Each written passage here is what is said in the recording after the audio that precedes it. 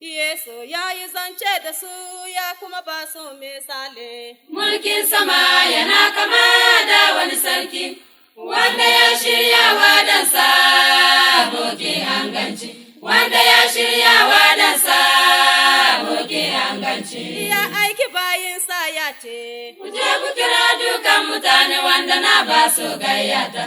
Ku je da su na shirya kome su zo da sauri domin mu fara wannan bukin hanganci. sai sun je suna cewa, Kun zo mu je, kun zo mu je, kun zo mu je, kun zo mu je.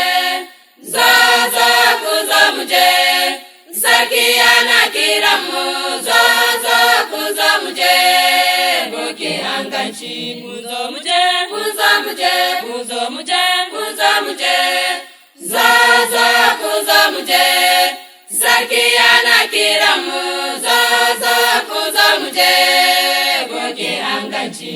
mutum na farko ya ce, Na yi aiki ban gama ba, ku ce wa sarki zani gona domin karasa aikina.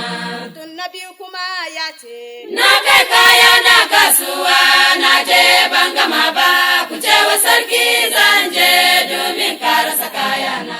zuciyan sarki ya bace, Ya aiki bayinsa ya ce, ku je ku tattara dukan mutane wanda na iske a hanya. Ku tare da makafai, ku tattara dukan guragu su masu zo bukin hanganci. fastoci Me muke jira, mu je mu tattara dukan mutane su zo bukin hanganci. latibai Me muke jira, mu je mu tattara dukan mutane su zo bukin hanganci. ya saya aike majiransa, Ku ta wannan bishara ga dukan dangogin duniya. Ku fara cikin Urshalima har zuwa Samariya, har zuwa birnin Yahudiya, sannan duniya duk ta ji. matasa Me muke jira, mu je mu tattara dukan mutane su zo bukin hanganci. masu bi Me muke jira, mu je mu tattara dukan mutane su zo bukin hanganci. a cikin samaniya, Za mu yi murna muna ta selle kamar yayan maroka. Muna ta raira wakan Musa da wakan Darago. Muna ta raira haleluya domin Yesu ya fashe mu. a cikin samaniya, Za mu yi murna muna ta selle kamar yayan maroka. Muna ta raira wakan Musa da wakan Darago.